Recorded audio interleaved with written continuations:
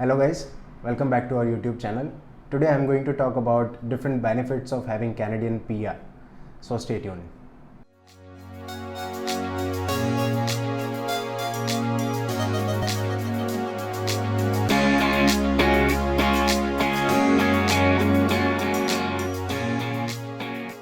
So there are lots of benefits if you get a Canadian permanent residency, but here I would like to talk about 8 most relevant benefits for you.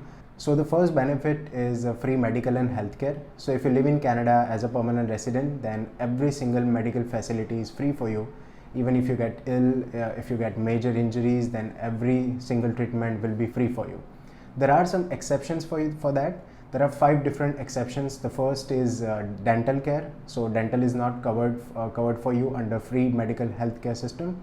The second one is physiotherapy, that is not covered. The third one is eye care, that is also not covered.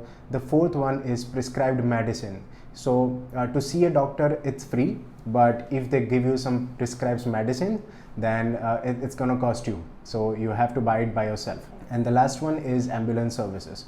So if you want to see a doctor, then you might need an ambulance. If you are going through some serious injury, then that ambulance is not covered under your health plan. So the second benefit is free education for your child until he gets or she gets 18 years old. So in Canada, there are 4 different schooling models. So the first one is public school, second one is private school, third one is at home school, and the fourth one is English and French school. So in Canada, 95% people are going for public school because it's free of cost, and only 5% people are going for private school because it's costly. So I would like to add one point here. So schooling is free, but you have to bear the cost for stationaries, and you have to pay the minimal amount to the school for your child's extracurricular activity like dance or music or art or anything. So the fourth benefit is employment insurance. Some call it unemployment insurance as well. So for example, you lose your job because the market is down or because of the COVID situation. In that case, that insurance will give you some amount so you can survive in Canada. So in this insurance policy, you get 55% of your income. For example, you are earning $5,000 per month, then you will be getting 55% of that. So you'll be earning $2,750 for that particular month. But you need to remember that you can get up to $595 per week. So if you are a good earner and you are earning more than that, you will not be getting that much amount. You will be getting only $595 maximum per week. So the fourth benefit is for the first time home buyers in Canada. So अगर आप Canada में घर लेना चाहते हैं, then you have to pay 20% down payment because you might not have that much credit to buy the house on 5% down payment. So government ने equity share बोल सकते हैं, वो दिया हुआ है कस्टमर्स को कि the government will bear 15% of your down payment.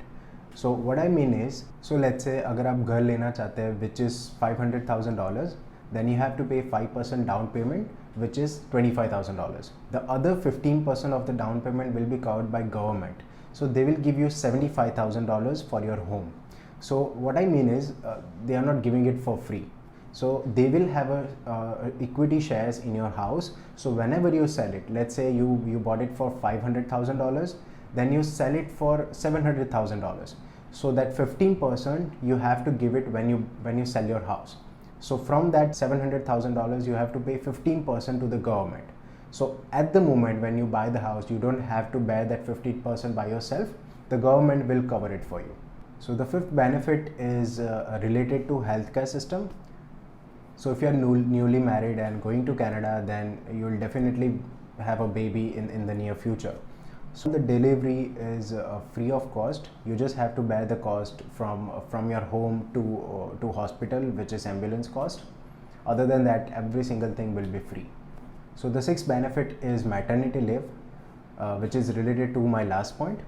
So maternity leave is allowed till 15 weeks. So you can get up to 55% of your income if you are on maternity leave. The seventh benefit is related to my last point, which is parental leave. So if you are having a baby and if you both wants to take a leave from your job, then you can take that under parental leave. So under parental leave there are two different options. So first one is standard and the second one is extended. If I talk about standard one, then you can get 35 weeks of paid leave. So in this 35 weeks you can share it with mother and father. So let's say mother wants to take 25 weeks leave, then the other 10 weeks leave can be taken by father. And in this 35 weeks you can get maximum 55% of your salary. It will be depend on your salary, but maximum you can get is $573 per week. So the second part is extended leave. So under this extended parental leave you can get 61 weeks of leave, but the salary percentage you will be getting is only 33%. And again it will be the same, like you can split it for mother and father.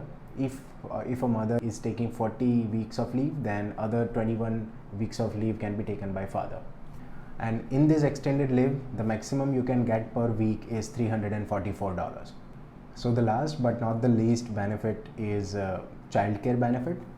So after your baby has born, then you can get up to $6,400 per year to raise your child up to 6 years of age. And if your child is 6 to 17 years of age, you can get up to $5,400 per year.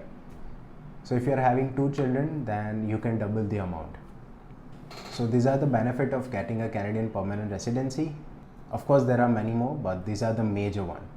So thank you for watching. In our next video I'll be covering benefits of citizenship of Canada.